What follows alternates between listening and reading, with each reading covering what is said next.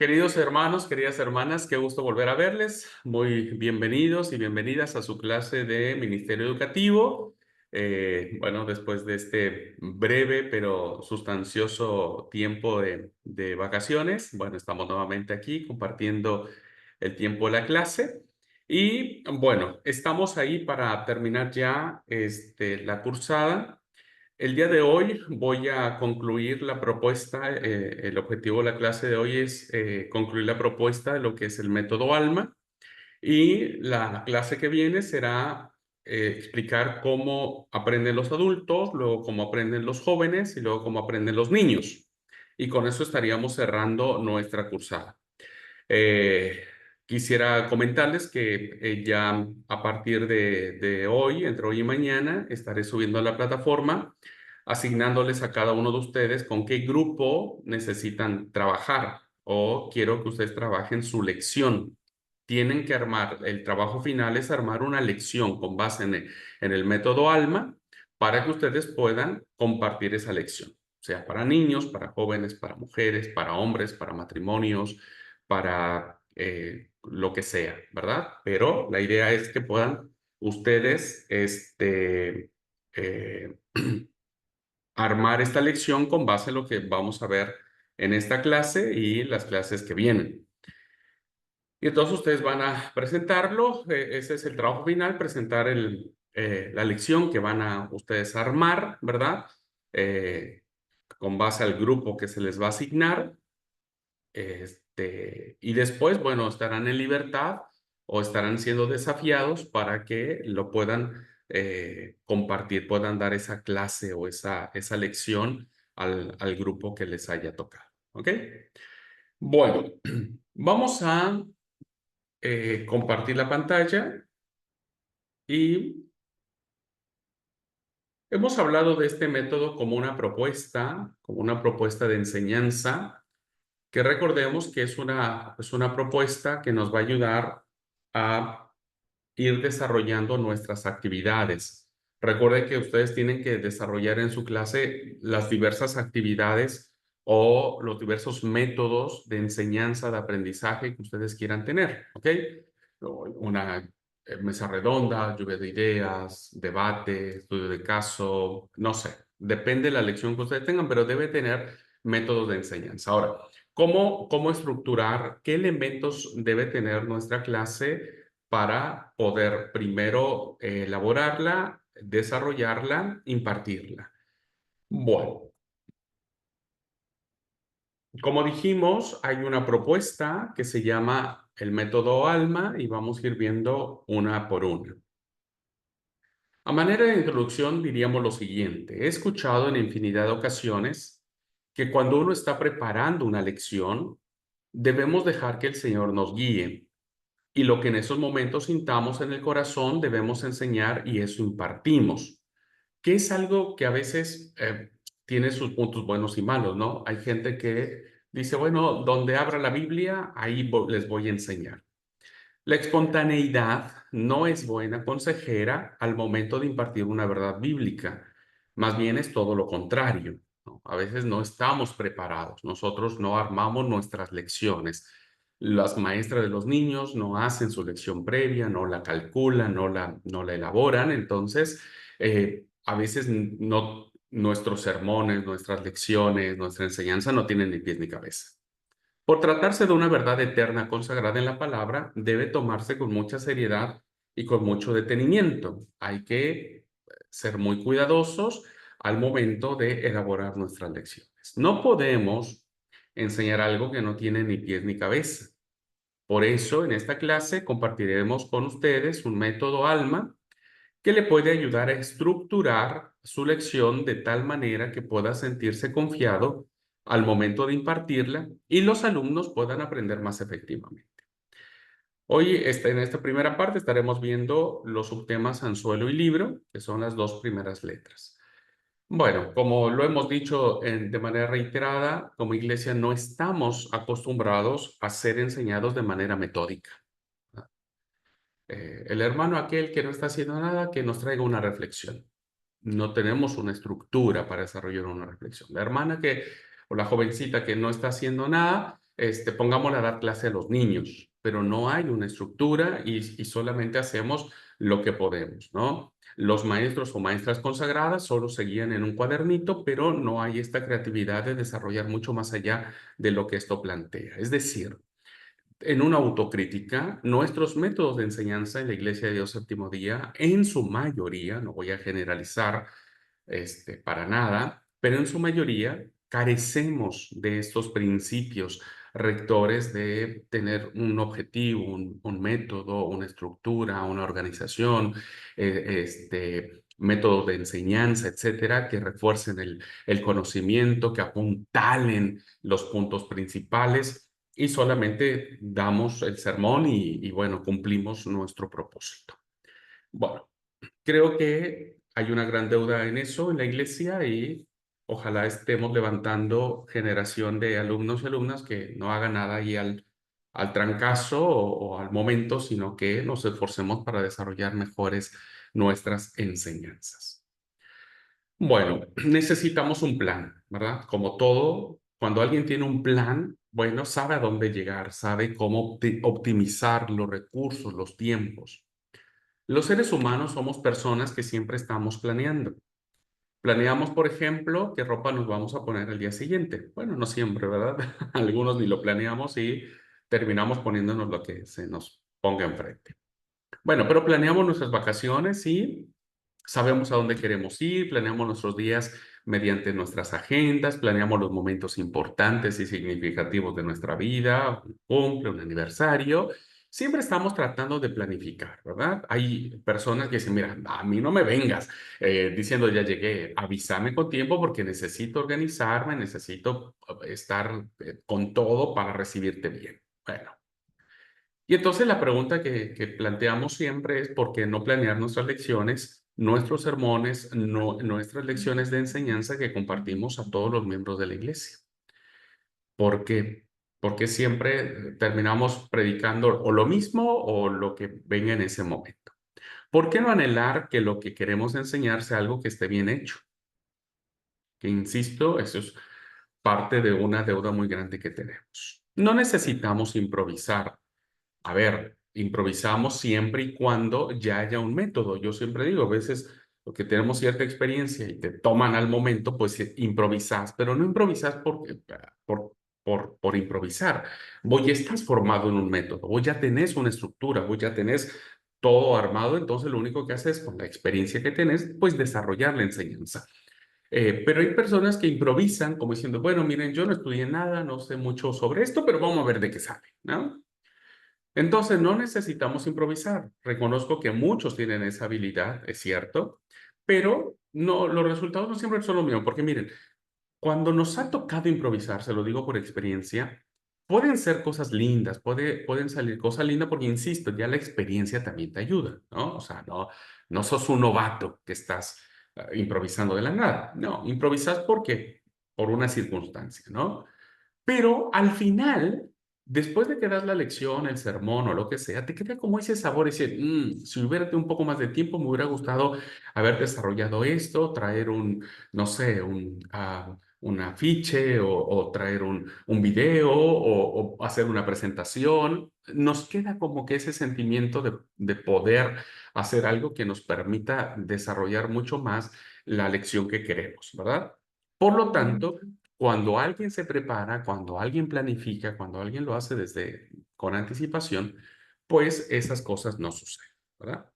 Así que bueno, necesitamos un plan y ojalá podamos nosotros siempre dar el 100 o el 1000 cuando tengamos que hacer o una pequeña reflexión, no importa, porque a veces es una reflexión, lo dejo, cualquier cosa sale. No siempre, ¿verdad? Por eso digo, necesitamos nosotros hacer mucho más nuestra planificación. Por ello, presentamos el método ALMA, que no es otra cosa que un acróstico que significa anzuelo, libro, mirar y apropiar, ¿no? Teniendo estas tres cosas, uno ya va ideando, creando cómo desarrollar cada una de ellas. Dicho método ayudará a que el estudiante se disponga a aprender la verdad bíblica y hacer una aplicación significativa de la verdad en su vida, que eso es lo que siempre buscamos. No solo teorizar, ¿verdad? Porque me parece que la mayoría de nuestras enseñanzas, el 90% son teoría. Siempre decimos, vamos, el sermón de hoy es de la oración. Y decimos, bueno, ¿qué es la oración? ¿Por qué es importante la oración? ¿Qué razones necesitamos para orar? Eso ya lo sabemos de alguna u otra manera, ¿no? Y nos pasamos 10% del sermón diciendo cómo tenemos que orar. Dame un consejo práctico, ¿no? Algo que yo pueda llevar a la práctica. Entonces eso lo dejamos por ahí y siempre terminamos en el área de la teorización. Pero necesitamos la aplicación. Y la aplicación es cuando hay este desafío de decir, ok, yo ya escuché hoy un consejo de Dios, una verdad espiritual que voy a poner en práctica para la siguiente semana, ¿no? Aunque la palabra método significa algo así como hacer cosa paso por paso, también un método cuando es flexible puede usarse de la mejor manera. No es que debamos estar encerrados diciendo no me puedo mover. Los métodos cuando son flexibles te ayudan a cumplir la gran mayoría de las cosas que quieres hacer o que quieres enseñar o que quieres decir. Por lo tanto, es una guía que le permitirá transformar sus propios métodos de enseñanza. ¿Ah? Bueno, vamos a ver los dos primeros. ¿Qué pensamos cuando hablamos con el anzuelo? Esto ya lo vimos cuando ustedes recordarán nuestra clase de predicación expositiva y decíamos que la introducción es un anzuelo. Necesitamos llamar la atención. Es muy común que cada maestro, al momento de estar preparando su clase, se siente emocionado por lo que acaba de descubrir. Su corazón lata con mucha fuerza por la verdad bíblica que acaba de encontrar. En la medida que se adentra en su propia reflexión del tema que estará impartiendo, estará muy ansioso de que llegue el tiempo para estar frente a sus estudiantes, frente a la iglesia y decirles con toda esta emoción lo que ha descubierto. Pero esa emoción que siente el maestro de su tema, esa emoción que siente el predicador de lo que ha descubierto en la Biblia, no lo tienen sus estudiantes, no lo tiene la iglesia. La iglesia viene dispersa, la iglesia viene con mil y un asuntos, ¿no? Tus alumnos, los niños, los jóvenes, vienen envueltos de un montón de ruido en la cabeza, entonces no están alineados contigo, ¿ah? ¿Por qué? Porque cada persona tiene su propia historia de vida. Algunos llegarán tarde a la clase, al sermón, algunos llegarán por obligación más que por placer, otros vendrán pensando en sus propios problemas, qué pocas ganas tienen de ir a sentarse para escuchar a cada uno de nosotros, ¿verdad? Como diciendo, oh, y otra vez Abraham, ¿no? Y bueno, ¿qué va a hacer? Muchos vendrán más por la inercia de la reunión, porque bueno, es sábado y tenemos que ir, es la costumbre, ¿no? Y con el prejuicio que lo que van a escuchar esta vez siempre ha sido lo mismo que han escuchado. Por lo tanto, hay muchos presupuestos, ¿verdad? Que cruzan por la mente de las personas que de alguna u otra manera tienen que aguantarse nuestra clase, como ustedes hoy acá, ¿no? Tal vez ustedes estén enganchados. A mí me emociona hablar sobre esto, pero ustedes no están enganchados. Tal vez ustedes, mientras me están escuchando, están pensando en mil y un cosas. Pasó alguien, los distrajo, se les atravesó un pensamiento. Entonces, pueden estar en clase, no pueden estar. Físicamente están, mentalmente no están. Pasa lo mismo cuando nosotros damos una enseñanza. Por lo tanto, de alguna u otra manera necesitamos, ¿verdad?, llamar la atención de las personas. El anzuelo es muy importante porque es la forma en que podemos captar la atención de nuestros oyentes. Si logramos captar el interés de nuestros oyentes, entonces tenemos el aprendizaje garantizado. Pero si no lo logramos, entonces lo que hayamos dicho, lo que hayamos hecho, pues no quedará, ¿verdad? Porque dirán, es una clase más, yo ya quiero zafar, yo ya quiero ponerle a velocidad máxima al video, ¿no? Porque quiero como que se tiene, decir, bueno, vi la clase, no le entendí nada, pero ya la vi, ¿no? Pero si no lo logramos, entonces, perdón, los pescadores, haciendo esta metáfora, usan el anzuelo para sacar al pez del agua. Una vez que el pez muerde el anzuelo, pues ya difícilmente puede salirse de él. Por lo tanto, hermanos y hermanas, métanle ficha, ¿verdad? Métanle ficha, que se note, que se sienta, que la gente sienta hasta en su mismo tono de voz, en su misma expresión, en su intensidad, que algo lindo ustedes quieren compartir a la gente. Entonces, de esa manera, pues la van a tener allí al menos como que expectantes, ¿no? De lo que nosotros vamos a decir. Dependiendo la forma en que dispongamos para atraer la atención de nuestro público, es la forma en que habrá resultados y las personas verdaderamente van a ser edificadas. Si no, bueno, ¿verdad? Va a ser como nosotros. Muchas veces hemos estado en la iglesia, tenemos años de estar en la iglesia y no fue sino hasta este seminario que nos estamos dando cuenta de un montón de cosas que tiene la Biblia, que hemos escuchado un montón de veces en sermones, pero que nunca le hemos captado, nunca hemos entendido qué onda, qué significaba eso, ¿no? Hasta que nos sentamos, nos dedicamos, escuchamos, pusimos atención, alguien nos obligó a entrar al seminario, y bueno, aquí estamos, ¿no? Tratando de sortearla mucho, aunque a veces se pone complicado el tema. Les voy a dar tres sugerencias para tener buenos anzuelos. A veces funcionan, no, a ver, a veces para mí hay veces que las puedo hacer bien y funcionan, pero a veces no las hago tan bien y no funcionan tanto, ¿no? Es lo que quise decir. Pero tres consejitos, ¿no? Primero, ¿cómo podemos hacer para atraer la atención de las personas? Hay que, de alguna manera, motivarlos a que sientan, a que sepan que lo que vamos a decir es algo importante. Cuando la princesa Diana perdió la vida, ustedes saben, la princesa de Gales, muy famosa, que no sé qué, hace algunos años, pareció que el mundo entero sintió una gran pérdida. Noticiarios, toda Inglaterra lloraba, etcétera, etcétera. Muchas personas dijeron que por fin ella había encontrado la felicidad después de buscarla durante años. Reúnanse con alguien cerca de usted y en 2 minutos venga con una lista de lo que la mayoría de las personas piensa que los haría feliz. Este es un método que usted al iniciar va a decir, bueno, va a tomar un hecho histórico, ¿verdad? Un hecho histórico. Y entonces ese lo va a tomar como para hacer una actividad. Dice, bueno, ok, ellos pensaron que la princesa había obtenido su felicidad con el que se mató, etcétera. Bueno, ¿ustedes qué piensan que el mundo los hace felices? Entonces, charlen, ¿verdad? Rapidito, 2 minutos, 5 minutos, charlen entre ustedes y díganme qué es lo que el mundo piensa. Entonces, ustedes ya están metiendo en el bolso, ¿verdad? A la gente, la están involucrando. Están haciendo que ellos hablen, que ellos interactúen, que ellos piensen, que no solamente sean espectadores de sus sermones o de sus enseñanzas, sino métanlos, ¿verdad? Métanlos a lo que quieren decir.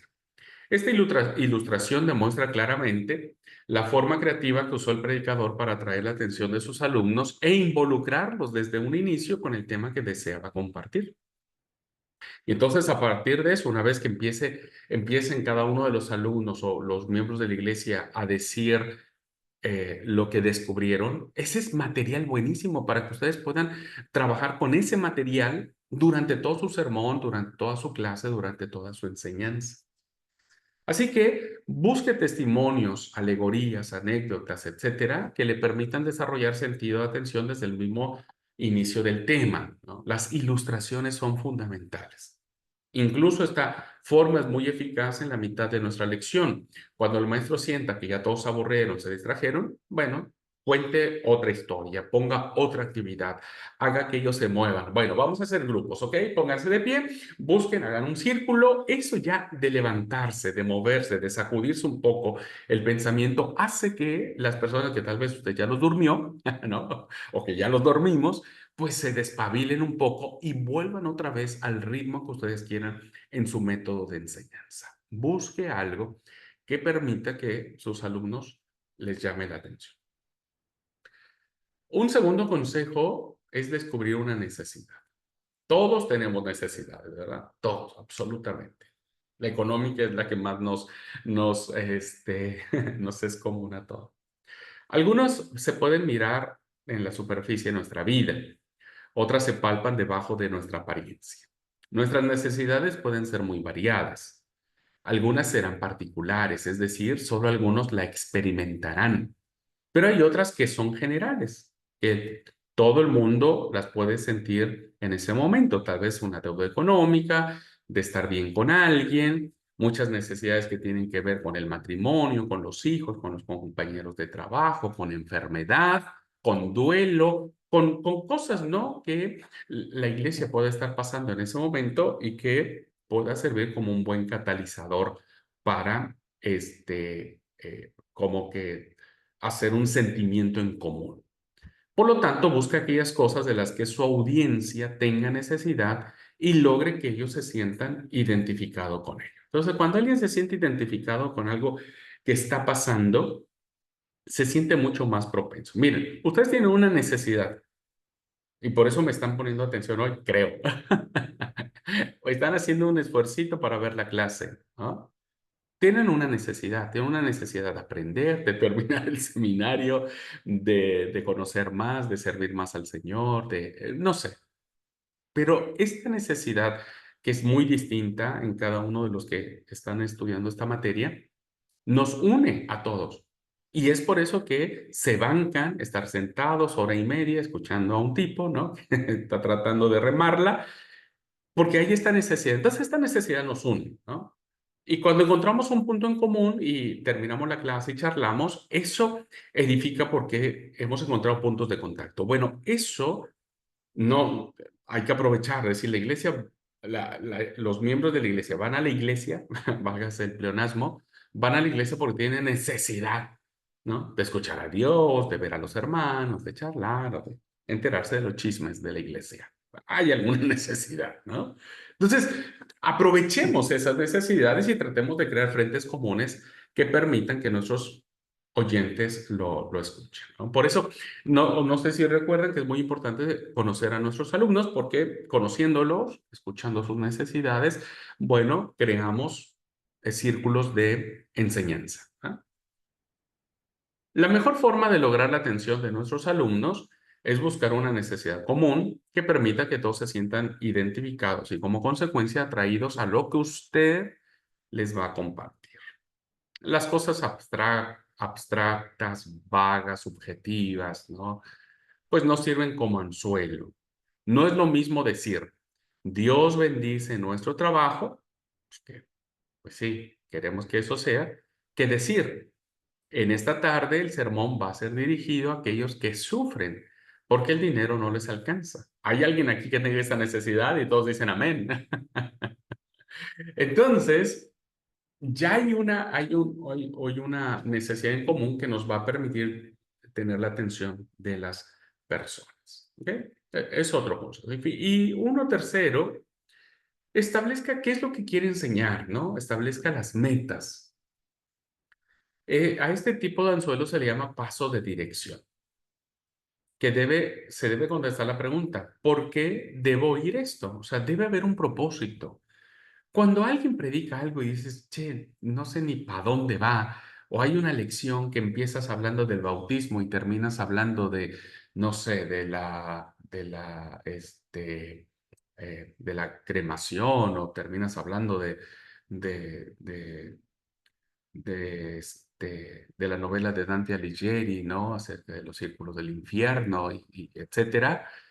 Pues no, a veces, soy muy honesto y yo, seguramente muchos, lo confieso, muchos de los que han escuchado mis sermones o enseñanzas terminan diciendo lo que yo algún día dije de un sermón, y de haber sabido que yo iba a venir a escuchar esto, me quedo en mi casa, ¿no? Es muy probable que muchos, y lo confieso, ¿no? Que me han escuchado decir, "Ah, si a esto vine, a escuchar esto, la verdad que mejor me hubiera quedado en mi casa, porque me pasó hace el año pasado, ¿no es cierto? Estando en México, yendo a una congregación, este, terminé diciéndole a quien me invitó, la verdad que con mucha confianza, obvio, solo entre nosotros, nadie lo sabe, más que ustedes, y creo que de aquí no va a salir. Sí, en serio, no le entendí nada. Fue un revoltijo esto, la verdad, aburridísimo, cansador. Yo te juro, yo un momento ya la cabeza me dolía porque yo veía el reloj y dije, bueno, ¿a qué hora va a terminar? Ya que se dé cuenta el compañero que todos estamos redormidos. Bueno, y dije, así muchos han terminado en mis sermones. Y bueno, hay que cuidar eso, ¿verdad? ¿Por qué por qué necesito escuchar eso? Es decir, si la lección va a tratar un asunto importante, entonces los estudiantes o quien nos va a escuchar va a saber que es importante. Pero si va a escuchar siempre lo mismo, las mismas palabras, el mismo chiste, la misma referencia, el mismo texto bíblico, la misma estructura, entonces ya hay aburrición de por sí, ¿no? Y cuando les cuento en esta experiencia, quien iba conmigo me decía, oh, y eso que hoy estuvo más o menos, hay días que está peor.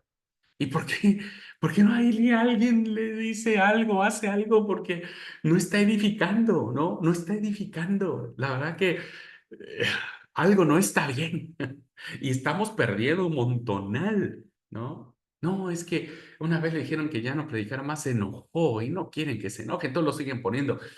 Sí, yo sé que es difícil, pero ah, hay que repensar un poco, ¿no? Hay que repensar un poco. Y cuando uno replantea algunas cosas, bueno, al menos uno trata de hacer su parte desde su trinchera. Así que eh, nos escucharán por respeto, por llenar solo el punto del programa, pero no servirá mucho esa verdad bíblica. Nuestra meta de hoy será, ¿por qué le dio a Pablo gozo cuando no tenía nada de lo que la mayoría de la gente piensa que nos haría feliz? Pensando en en la primera actividad, ¿no? De la princesa Diana, de la lista. Ok, usted dice, qué lindas respuestas dieron. Bueno, ahora vamos a descubrir cuáles son aquellas cosas que el apóstol Pablo tenía, que no tenía, perdón, pero que le produció un gozo impresionante. Esta declaración le permitirá a sus oyentes estar atentos a aquellas cosas que deben producir gozo. Si a Pablo le produjo gozo cuando no tenía nada, ustedes están igual. Ustedes y yo estamos como Pablo, no tenemos nada. Entonces, ¿qué hizo él? ¿Qué tuvo él que aún no teniendo nada le dio placer la vida? Ah, entonces ya dice, ok, igual estoy como Pablo, no tengo nada. Quiero saber qué necesito tener para que me dé placer, ¿no? Entonces, cuando uno establece propósitos de peso importantes, significativos, pues entonces la gente está allí, está atenta y dice, la pucha, che, ya pasó una hora de esto y ya terminó, ni siquiera sentí. Bueno, pues pasa por eso, porque uno va manejando el ritmo, ¿verdad? Uno va manejando, uno va viendo a las personas, va planificando su lección, va haciendo anzuelos, va planteando algunas estrategias para llamar la atención, algunas actividades, alguna lluvia de ideas. Bueno, ahora préstenme atención, hermanos. Voy a pasar un cortito video y yo necesito que ustedes identifiquen qué es lo que creen que no está bien en este video. Van a estar dos ahí, ¿verdad? Van a estar pendientes de qué es lo que no está bien en ese video. Entonces, ustedes ya están captando la atención de las personas, ¿ok? Pero necesitamos planificación, ¿ok? Necesitamos la experiencia necesaria para que eso suceda. ¿Mm? Muy bien, entonces dejamos ya este punto, es experiencia, es práctica, pero no lo saquen de su... Cuando ustedes estructuren su lección, sí o sí necesito anzuelos, necesito que ustedes desarrollen. Si ustedes me dicen, bueno, yo quiero pasar un video, tienen que decirme qué video, en qué plataforma está, cuántos minutos dura, qué es lo que quieren sacar de este video o de esa canción o de ese fragmento de película. O si ustedes quieren hacer un estudio de caso, me tienen que escribir el estudio de caso que van a plantear en este momento en su lección. Todo me lo tienen que escribir, ¿ok? O me lo tienen que adjuntar como ustedes gusten y manden. Pero yo con eso quiero saber qué ritmo ustedes en sus anzuelos le van a estar poniendo a su lección para tener captar la atención de sus oyentes. ¿Ok? Bueno, vemos el segundo y allí hacemos una pausita y charlamos un poco. ¿Les parece? Bueno, el segundo es el libro, que esto es muy importante. La lección que habremos de estudiar debe estar basada en la palabra de Dios. Creo que uno diría, Abraham, vos no me digas eso, obvio que tiene que estar basada en la palabra de Dios, porque es un sermón, que no sé qué, que no sé qué. Sí, pero no siempre. Mire, yo veo ahora que muchos de los líderes juveniles principalmente están dejando a un lado la palabra y están enfocándose mucho más en las emociones, en la alabanza, en la adoración, en esto que te hace sentir, pero en muy poca la enseñanza, ¿no? Entonces, no estoy en contra de eso y digo, qué lindo, a mí me encantan los cultos donde hay alabanza, adoración, te quebras, lloras, pero el alimento del alma, ¿verdad? Es la palabra. es la palabra. Y entonces, tratando de entretener a los adolescentes, no les damos palabra. O les damos la palabra muy diluida, ¿no? Como diciendo, a ver, no quiero ser tan serio, no quiero parecer tan formal con el tema de la Biblia. Y entonces les diluimos, ¿no? Les damos ahí como que pinceladitas como para aparentar que es palabra de Dios. No, la palabra de Dios es la palabra de Dios. Ustedes se están formando, se están forjando ya. Ustedes ya tienen un conocimiento de la palabra mucho más de lo que tenían cuando iniciaron el seminario. ¿Verdad? Entonces tienen que usar todas esas herramientas y tienen que cerciorarse de que sus alumnos conozcan la palabra de Dios. Recuerdo mucho que aquí en la iglesia, cuando llegué, los niños, ¿no? Los niños tenían un momento cuando pasaban al frente. Bueno, pasaban al frente, para orar por ellos. Ah, está bien, lindo, ¿no? Creo que en muchas iglesias pasa. Y entonces llegó un momento en donde, bueno, yo trato de variar, porque por lo regular a mí me pasan al frente para orar por los niños y varío mucho, hago muchas actividades, ¿no? Por ejemplo, este sábado pasé, los niños pasaron al frente y le dije, bueno, ahora voy a decir que cada alumno, cada hermano adulto, le voy a asignar un niño y mientras yo esté orando por los niños, ustedes van a estar orando por ese niño o por esa niña que yo les voy a dar. Entonces le dije, bueno, Héctor, vos vas a orar por él. Paola, vos vas a orar por este niño. Bere, y les di.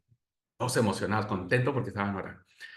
Y entonces llegó un momento donde en otra actividad le dije, a ver niños, les voy a enseñar algo. Sí, sí, enseña. Bueno, manitos juntos, ¿no? Y le ponía manitos juntos, cabeza agachada y ojos cerrados. Y así es como nosotros tenemos que orar. Así que cada sábado les hacía la misma dinámica, hasta que al final yo ya no le digo nada, yo siempre digo, niños, ¿qué hacemos? Y todos repiten, manito junto, cabeza agachada, ojos cerrados. Y esa es la posición que tienen para orar. Y luego les enseñé un texto de la Biblia, ¿verdad? Yo les dije, bueno, ahora les voy a enseñar un texto de la Biblia que ustedes van a recitar todas las veces que van a dormir. Porque ese yo me aprendí cuando era niño. ¿Cuál es? En paz me acostaré y asimismo dormiré, porque solo tú, Jehová, me haces vivir confiado. Entonces empecé, ¿viste? Cada sábado cuando podía. Y hoy hay varios niños que repiten su versículo de la Biblia, ¿no? En la noche. Necesitamos que la gente, que los niños, los adolescentes, los jóvenes aprendan la Biblia. Ese es el gran problema que tenemos hoy en nuestra denominación, queridos alumnos. Y nosotros somos la muestra perfecta. Nosotros, primero yo, ¿no? En donde hoy, como dije, nos damos cuenta de un montón de cosas que dijimos, che, tengo 46 años de estar en la iglesia y recién me vengo a enterar de esto, ¿no? Recién me vengo a enterar de que hay evangelios sinópticos y que cada evangelista maneja su propia teología y que las historias que maneja tienen su propio fin teológico, etcétera. Y eso no lo da porque no estamos acostumbrados a que la gente aprenda la Biblia, memorice la Biblia, medite en la Biblia, aprenda de la Biblia. La memorización de la Biblia no es común en la iglesia, ni en nuestros niños, ni en nuestros adolescentes, ni en nuestros jóvenes. Háganle un ejercicio a los jóvenes hoy de que encuentren los libros de la Biblia, no se los van a encontrar. No digo que todos, ojo, no digo que todos. Hágale preguntas básicas de la Biblia, nos pasó a nosotros, ¿se acuerdan cuando hicimos algunos ejercicios? ¿Cuántas de 20 preguntas? Algunos contestaban 3 buenas, 4 buenas, 5 buenas, y uno dice, ¿qué onda? ¿Cómo es que no saben? O no sabemos, ¿no?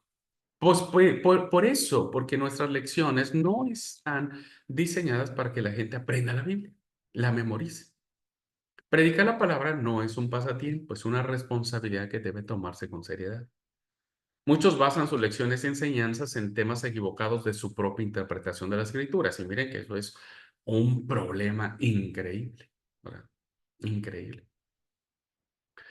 En esta parte del proceso de enseñanza-aprendizaje, el maestro ayuda a los estudiantes a obtener y a comprender la información bíblica, a asimilarla, a entenderla.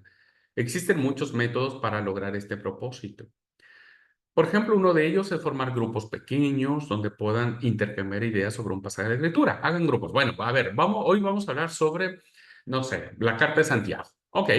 Y vamos a hablar acerca de qué es lo que pensaba Santiago sobre la riqueza. Muy bien. Lean, por favor, vamos a hacer grupos.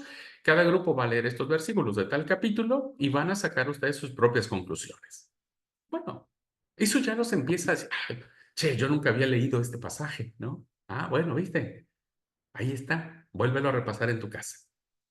Haga grupos pequeños. O, por ejemplo, el maestro puede usar datos sobre el tema tratado usando diapositivas, presentaciones PowerPoint, mapas, gráficos, ¿no? De tal manera que pueda explicar con claridad la verdad bíblica. A veces hablamos tanto del Templo de Jerusalén en algunos casos y hablamos del Nuevo Testamento que nadie tiene idea de cómo era el bendito Templo de Jerusalén, ¿verdad? Hasta que no ponemos una foto y decimos, miren, este era el patio de los gentiles, este de los hombres, este de las mujeres, este era de los sacerdotes, este es el lugar santo, el lugar santísimo. Entonces, ya uno va entendiendo cuando habla uno, por ejemplo, del libro de Hebreos, pues ya van a estar entendiendo más o menos de qué trata el libro de Hebreos, ¿no? No olvide que el propósito de cada método será dar información bíblica y ayudar a los estudiantes a comprender. Les presento el ejemplo que el doctor Lawrence comparte en este libro que creo, y me disculpo porque hasta ahorita me viene cayendo el 20 que no lo he subido a la plataforma, pero lo voy a subir, que enseñamos la Biblia, que dice al respecto. Pedro decidió dividir la clase en pequeños grupos. A cada uno le dio un grupo de preguntas para considerar que les ayudó a explorar el significado del pasaje. Le dio a un miembro voluntario de cada grupo una hoja en blanco junto con un marcador, una virome, para anotar lo que encontrara. Cada grupo tenía que revisar varias referencias sobre el gozo en Filipenses. Luego los grupos volvieron a reunirse para intercambiar el resultado del estudio. Después que los grupos dieron sus informes, Pedro resumió los comentarios diciendo, muy bien, ahora vamos a poner el mensaje de Filipenses en una sola oración, en una sola frase. Después de varios intentos, la clase tuvo una sola oración que describió el tema de los filipenses. Pedro dirigió la clase en una exploración del pasaje significativo y con propósito. Como resultado, la clase, o el grupo, la iglesia, o quien sea, tuvo una mejor comprensión del mensaje general del libro. No solo Pedro estableció los fundamentos para las próximas clases del libro de Filipenses, sino también estableció el escenario para la investigación de las implicaciones del gozo bíblico en la vida de sus propios estudiantes. Vean entonces cómo una actividad que no es el típico sermón donde nos sentamos 50 minutos a escuchar a un predicador, ¿verdad? Que no es tan bueno como otros predicadores. El pastor Abraham, ahí, viste, a veces cuando lee la Biblia, a veces tartamudea, cambia palabras, no le sale, no hay ritmo, no hay ideas, etcétera. Bueno, vean cómo podemos crear escenarios de enseñanza que puedan ser mucho más significativos, ¿no? Si quieren hablar sobre Filemón, por ejemplo, hagan este ejercicio, ¿no? Hagan este ejercicio. Vamos a leer todos el libro de Filemón, ¿ok? ¿Saben que el libro de Filemón nos lo leemos en 10 minutos? Menos, ponele 10 minutos. Luego hagan una actividad. Si ustedes tienen 40 minutos de su sermón, 10 minutos para leer el libro de Filemón, tienen 30 minutos para desarrollar la clase. En fin, son los ejemplos que uno puede dar, pero que la gente tiene que leer Biblia, tiene que leer Biblia, tiene que aprender Biblia, tiene que escuchar Biblia, eso tiene que ser. Por lo tanto, es un excelente ejemplo para llevar a cabo en nuestro ministerio de enseñanza. Ayudemos a la gente a descubrir estas verdades. Conclusión. Hemos expuesto estas dos partes del método ALMA en relación a tener que preparar nuestras lecciones. Por favor, reflexione en cada una de ellas y saque el mejor provecho con los ejemplos que le hemos dado. Usted en la lección que va a presentar como trabajo final tiene que darme la estructura de la palabra de Dios. Y usted tiene que buscar alguna actividad que haga que yo diga, quien haga esta actividad se le va a quedar grabado algo de la palabra de Dios, ¿no? Que es el segundo punto del método A. Nada es difícil, solo requerimos paciencia y perseverancia para llegar a perfeccionar cada uno de los puntos anotados. Recuerde, su creatividad es su mejor aliada para este gran ministerio de enseñanza. ¿Okay? Hay que dejar volar la imaginación. Muy bien. Tenemos un minutito para compartir nuestras impresiones sobre el tema. ¿Qué piensan? ¿Qué les parece? ¿Cuál ha sido su experiencia al respecto? ¿Qué han ido implementando a partir de que empezamos la clase, que ya tiene como un mes, ¿no? Y que ustedes de alguna manera seguro predicaron en algún momento, dieron una charla o algo, no sé. ¿Cómo han ido evolucionando este punto? Y de esto que hemos visto ahorita en esta clase. ¿Alguien quiere compartir algo, hermanos? O ya los dormí y los tengo que levantar. A ver, hermanos, levántense, por favor. Levántense y váyanse a hacer un mate o un cafecito. Faltó un anzuelo en la clase de hoy.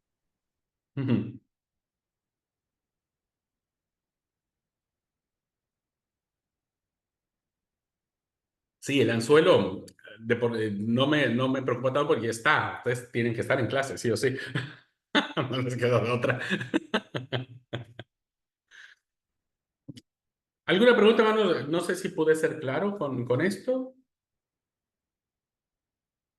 ¿Sí? Bueno, entonces, para no dejar la clase a la mitad, déjenme terminar los otros dos elementos del método ALMA y ahí, si quieren, terminamos charlando o hago una pregunta más, no tan abierta, porque se preguntan, ¿tienen alguna pregunta? Es reabierta, ¿verdad?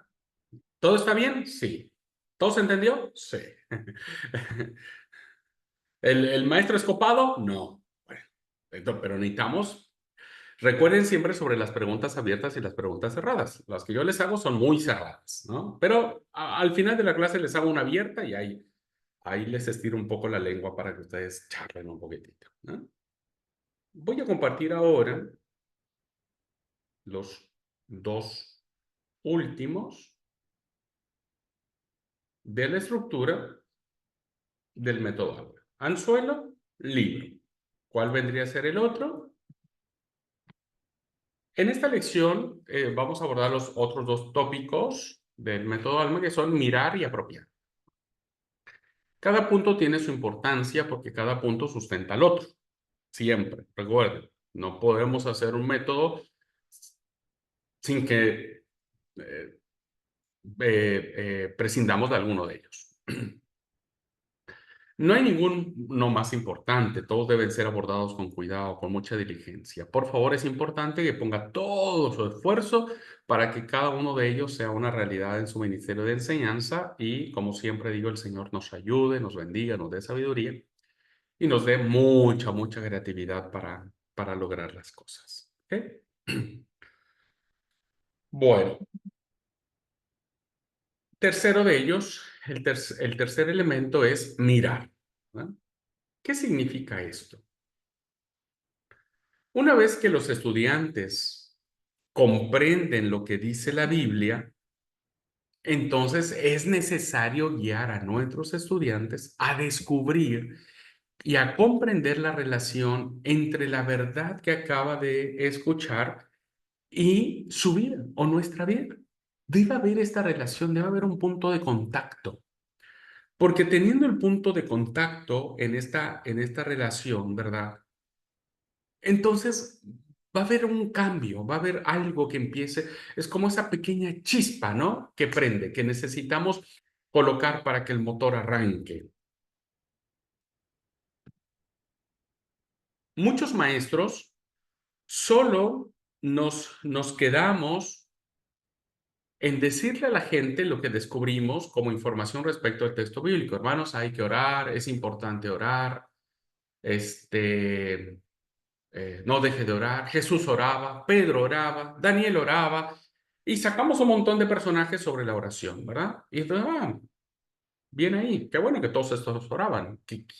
¿Yo qué? Sí, ya desde chiquito me enseñaron que tengo que orar, pero ¿qué tiene que ver conmigo la oración? ¿No?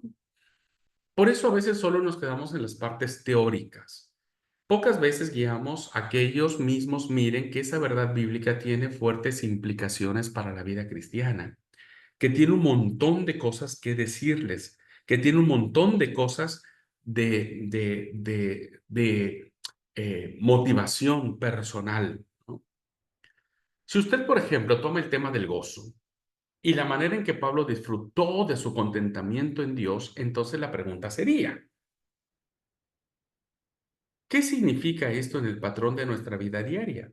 Ok, hablamos tanto de Pablo, Pablo, ay, sí, Pablo era recontento, Pablo estaba en la cárcel y estaba feliz, Pablo sufrió un naufragio, estaba feliz, pero ¿y nosotros que no hemos estado ni en la cárcel, no, ni siquiera nos hemos subido a un barco, no nos ha picado una serpiente, etcétera, etcétera, ¿no? Pero pasamos toda nuestra enseñanza hablando de Pablo, de Pablo, de Pablo, de Pablo, de Pablo, de Pablo, y decimos, bien ahí, qué bueno que a Pablo le fue re bien. Pero, ¿qué onda conmigo? ¿Qué pasa con Abraham? ¿No? Perdónenme la expresión coloquial, ¿qué onda? Me salió del alma. ¿Qué pasa con Mario, no? ¿Qué pasa con Esther, con Amanda? ¿Qué pasa en sus vidas? ¿Por qué necesitan dejar a Pablo de lado y poner a Mario en el centro del sermón? Fíjense lo que estoy diciendo. Sacar a Pablo de lado y no diga, eso es una herejía, no puedes sacar a Pablo de lado. Sí, saquen a Pablo de lado. Pablo ya murió, ya déjenlo descansar un poquitito. Bueno, ahora pongan a Mario en el centro de la vida, pongan a Amanda en el centro del sermón, pongan a cada uno de nosotros en el centro del sermón para que identifiquemos, ¿verdad? ¿Qué es lo importante para nuestras vidas? Usted debe considerar a su audiencia y a partir de eso llevar a cabo una actividad que le permita saber que sus oyentes han descubierto esa verdad bíblica como parte de su vida. Como diciendo, en algún momento del sermón dejamos de hablar de Pablo y empezamos a hablar de Amanda, ¿verdad? Empezamos a hablar de Amanda. En el buen sentido, ojalá se entienda lo que estoy diciendo, ¿verdad? Eh, en el buen sentido, empezamos a hablar de las personas. Dejamos de estar en el siglo primero y nos colocamos en el siglo XXI. Dejamos de estar en la iglesia de Éfeso y nos colocamos en la iglesia de Bogotá, en la iglesia de Loma Verde, en la iglesia de Meguino, en la iglesia del Dorado. Entonces, esa transición, hermanos, no siempre se da. No siempre se da. Hablamos tanto de Sansón, Sansón, Sansón para aquí, Sansón para allá. Pero ¿qué onda con Sansón? A mí no me importa Sansón. Además era re mujeriego el Sansón. ¿Qué? ¿Qué conmigo? ¿Qué tiene que ver eso conmigo? ¿Qué tiene que ver Abraham? O sea, hablo del patriarca Abraham, ¿no? ¿Qué tiene que ver? No sé si estoy si estoy siendo claro en esto, pero lo importante es hacer esta conexión, ¿verdad? Hacer este enlace, lograr tener ah, esta cambio de chip, ¿verdad? Y dejar a un lado, incluso, fíjense lo que voy a decir y ojalá se entienda bien, creo que el Señor no se va a ofender, pero dejar a un lado a Jesús un poco, porque a veces inconscientemente los predicadores, los que enseñamos de Jesús, a Jesús lo ponemos en una posición como diciendo, eso es porque era Jesús, ¿no? Jesús pudo resistir esto, Jesús pudo resistir aquello, Jesús oraba todas las veces, Jesús así estoy. Entonces, ponemos a Jesús, ¿verdad? Al Señor en un estante, así como está, olvídate, ¿quién quiere?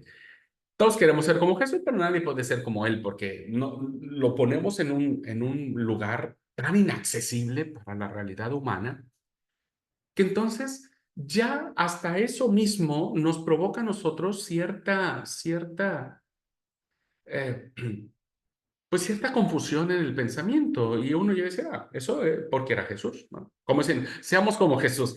Vos me estás diciendo a mí que seamos como Jesús cuando vos a Jesús me lo pusiste allá, casi en el tercer cielo, y yo estoy siendo más terrenal acá. ¿Me explico, hermanos? Entonces, necesitamos replantear cómo nuestros alumnos tienen que mirar la verdad bíblica que queremos decir sobre Jesús aplicado a su propia vida, ¿no? Entonces, yo por eso dije, no creo que Jesús se enoje por lo que acabo de decir, lo dije en buen sentido, dice, no, no hagamos esta dicotomía, si el Señor era perfecto, era santo, era Dios, pero también era hombre, ¿verdad? Tenía una naturaleza humana. Y dice Hebreos que pasó lo mismo que nosotros. Entonces, bajémoslo para que entonces sea común a nosotros. Y entonces, si digamos, yo quiero ser como Jesús y puedo ser como Jesús, pero eso depende mucho del enfoque y la estructura que nosotros le damos al Señor, ¿no? Y de ahí Póngale cualquier personaje de la Biblia, cualquier personaje de la Biblia. Bueno, hay un testimonio del doctor Lawrence que aparece en el libro sobre este punto que dice lo siguiente. Pedro reconoció que la clase de adultos mayores estaba compuesta de cristianos con un amplio rango de experiencias de la vida que utilizar. Entonces vio su grupo y dijo, mira, hay mucha gente adulta acá. Entonces decidió tomar ventaja de eso, de ese caudal de experiencias en el grupo, y lo que hizo es usar una combinación de un caso de estudio y preguntas penetrantes para motivar el descubrimiento de las implicaciones que sigue teniendo sobre el libro de Filipenses. La iglesia tiene que conocer Filipenses y aprender Filipenses, ¿verdad? Entonces, ¿qué hizo Pedro? Pedro vio un grupo que su grupo era la mayoría eran personas adultas y dijo, bueno, necesito hacer algo acá como para meterlos. ¿Y qué hizo Pedro? Un método de enseñanza, ¿no? Un estudio de caso. Y este es el caso que Pedro puso a todos a comentar. Fíjense cuál era el estudio de caso. Bob y Page Short, Pedro y Juana Pérez, vamos a ponerle en términos más castellanizados, Pedro y Juana Pérez, son una pareja de retirados que viven en el Medio Oeste. Hace casi 8 años, Pedro se retiró de su trabajo con una aerolínea de importancia. Acababa de cumplir 73 años, ojo, ya está, fíjense, esa edad del estudio de caso ya está siendo compatible con el grupo de personas que está. ¿No? Y tiene una salud moderadamente buena, ya vuelve a ser una conexión, porque seguramente más de los que están en el grupo pues no andan tan bien en la salud. Pero Pedro tiene una condición debilitadora que se empeorará durante los próximos 2 o 3 años hasta el punto que Juana solo no podrá cuidar. Así que, con pesar, decidieron mudarse a una comunidad de retirados, un asilo de ancianos, que nosotros sabemos, que brindan cuidados de por vida. Ambos estaban descontentos con la decisión de mudarse, pero creyeron que era lo mejor que podían hacer en esa situación. Les dolía la idea de dejar su hogar, su casa y mudarse al pequeño apartamento y se preguntaban si podrían volver a ser felices otra vez. Ese era el punto, el estudio de caso. Entonces, Pedro le pide a la clase que consideren cómo los principios que habían acabado de aprender juntos pueden aplicarse a la vida de Pedro y Juana Pérez, ¿no? Que es el gozo en Filipenses.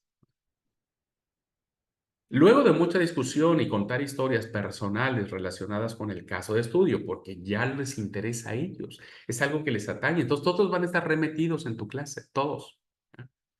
La clase decidió que Pedro y Juana debían mirar la mudada o cambiarse de su casa al asilo como una comisión, como una oportunidad de entrar a un nuevo campo misionero. Fíjense las conclusiones a las que llegaron.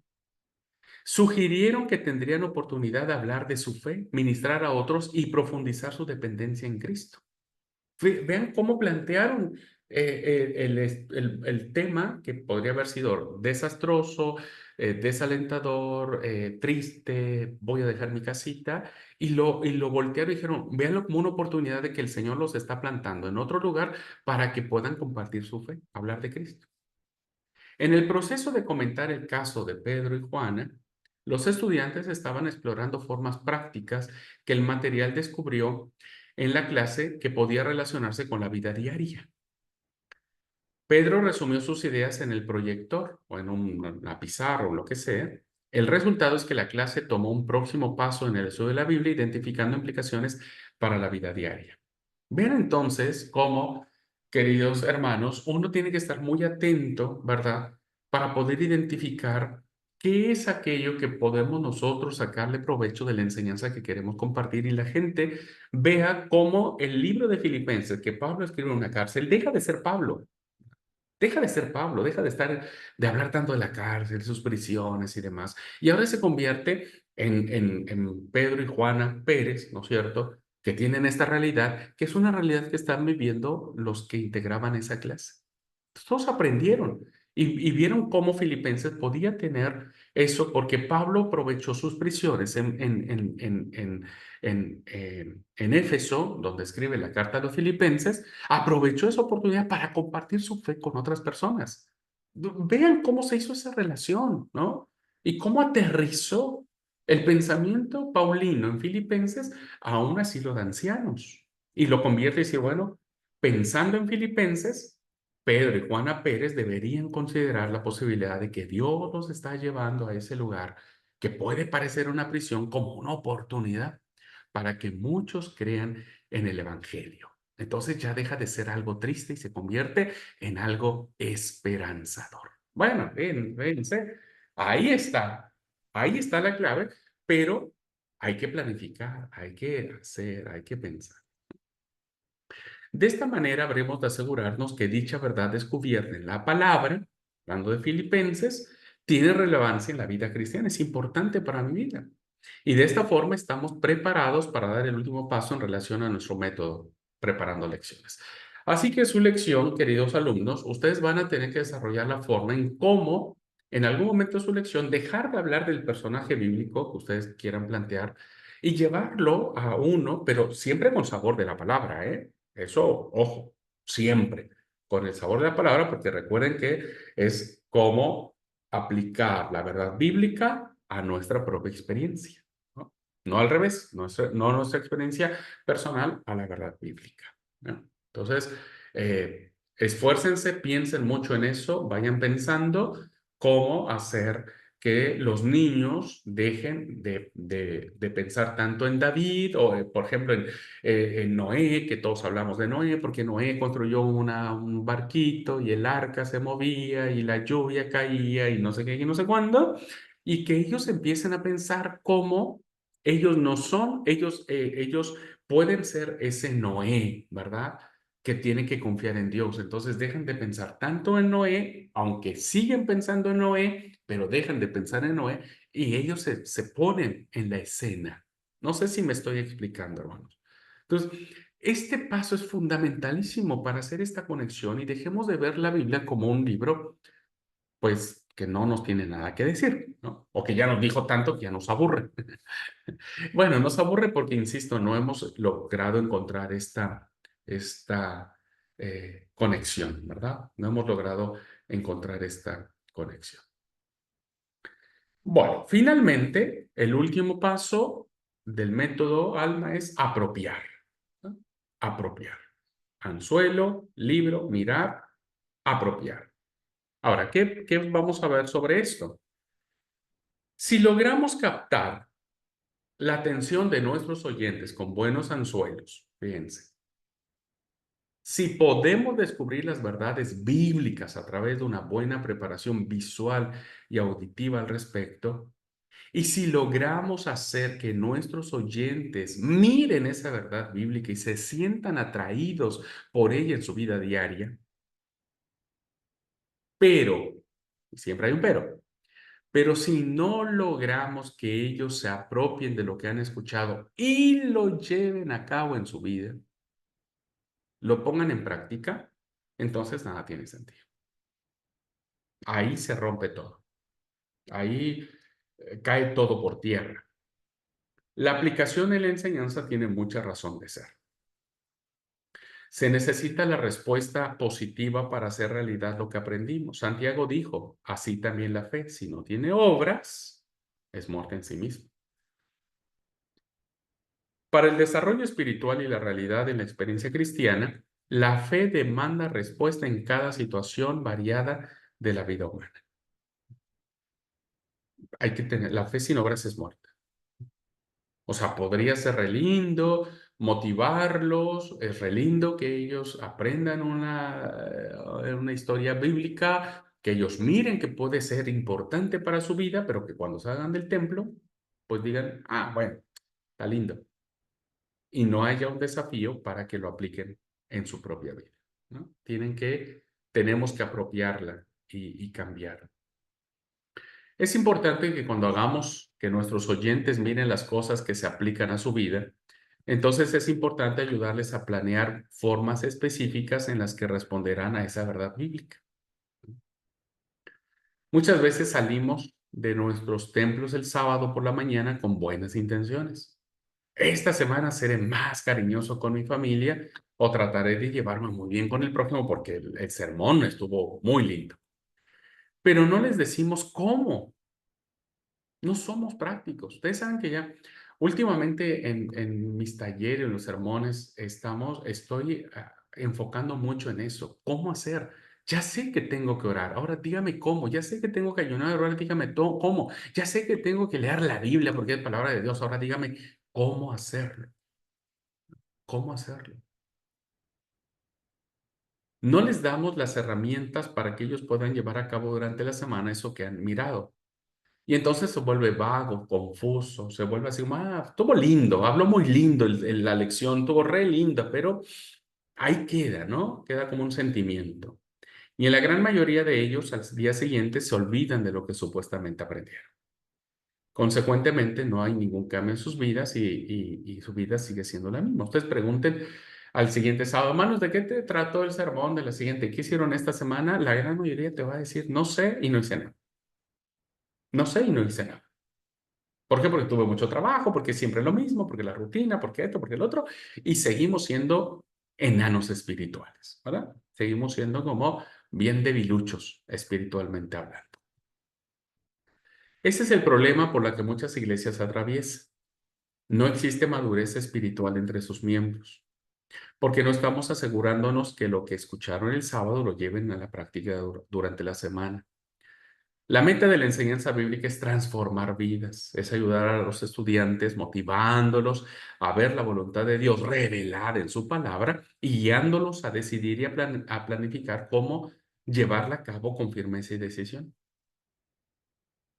Que ese es el paso en que hemos fracasado como iglesia. Por eso seguimos teniendo matrimonios a punto del divorcio, porque matrimonios de muchos años en la iglesia, muchos, muchos, ¿no?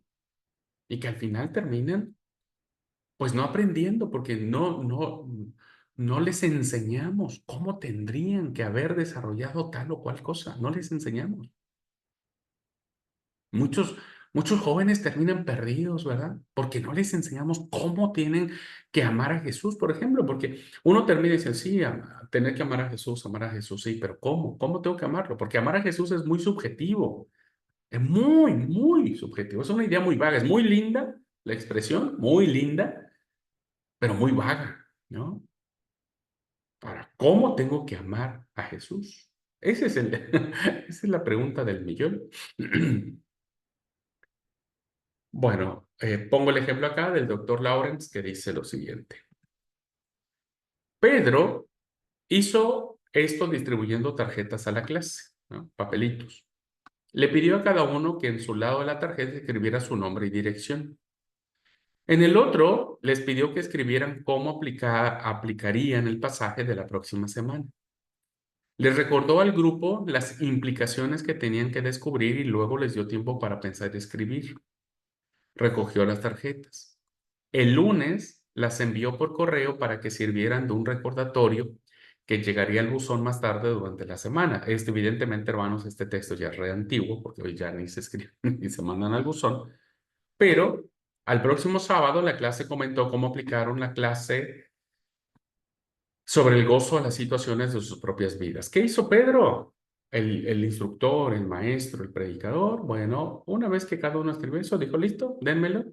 Y el lunes envió a cada uno, mandó a sus WhatsApp, mandó a sus correos electrónicos. Esto vos escribiste que ibas a hacer. Así que te lo mando para que empieces a hacerlo, ¿no? Ese es un buen método. Que hizo que la gente dijera, sí, ya me había olvidado. Gracias por recordar, pastor. Gracias por, ¿no? Entonces, tenemos que hacer eso.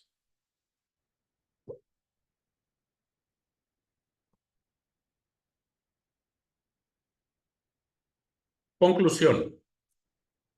Seguir este método nos ayudará sin duda a simplificar nuestra forma de abordar las lecciones que impartimos. Insistimos que no es un método único, ¿no? Hay muchas formas de hacer clases, sermones y demás, pero sí es especial. La forma en que abordemos nuestro desafío de enseñar lo que sabemos y ellos pueden hacer lo que les compartimos es una hermosa manera de saber que hemos cumplido con nuestra tarea. El resto se lo dejamos al Señor y lo confiamos a Él. Así que en su trabajo final, queridos alumnos, ustedes me tienen que decir cómo sus alumnos o sus oyentes tienen que llevar a la práctica y qué actividades ustedes van a desarrollar entre semana o no sé, al día siguiente, para que sus alumnos o la gente que escuchó tu lección o tu sermón o lo que sea, pueda poner en práctica todo lo aprendido. Tienen que decirme de manera no teórica, práctica sobre el punto, ¿verdad? ¿Qué consejos de manera práctica? Puede ser tan triviales como decir, bueno, le aconsejo, ponga su despertador a la hora que a usted le convenga más. A ver, Mario, ¿a qué hora vos te conviene más para que hagas una pequeña oración? No, yo creo que a las 5 de la mañana, porque es a la hora que me levanto. Bueno, ok, programa tu celular y a las 5 de la mañana ponerle ahí el alarma, es decir, levantarse a orar 5 minutos. Así ponerle a tu celular. Bueno, sí, eso es un consejo práctico, ¿no? Es decir, bueno, otro consejo práctico. Bueno, cuando vos te levantes a las 5 de la mañana, vos vas a hacer una pequeña oración. Te voy a dar un papelito, ¿verdad? Ah, un segundo, hermanos, porque la batería de mi computadora se está acabando y se va a apagar la. Un segundo.